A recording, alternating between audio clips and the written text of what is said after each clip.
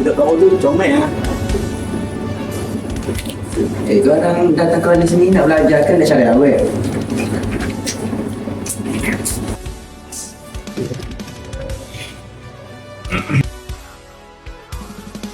Amir, apa cita-cita awak? Ha? Apa cita-cita awak? Kita Nampaknya cita-cita dah bertukar menjadi cinta.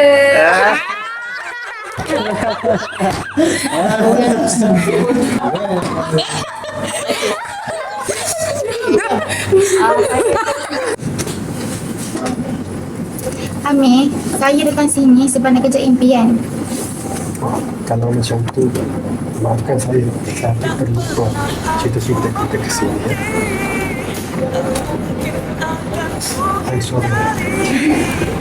Semua ku lakukan karena kamu.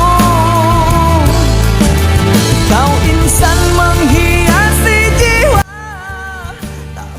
Jadi Amir, pilih cinta atau cita-cita?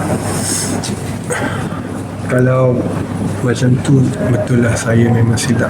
Kita patut sedar saya hadir ke sini adalah kerana yang pertama sekali saya mesti kejar cita-cita. Kemudian cinta akan datang sendiri nanti. Syak, jadi fokus kita hari ini adalah untuk menentukan kejayaan masa depan. Mulakan langkah anda dengan College Unity Kota Baru. Pakat-pakat mari sini, daftar mari sini. Jom!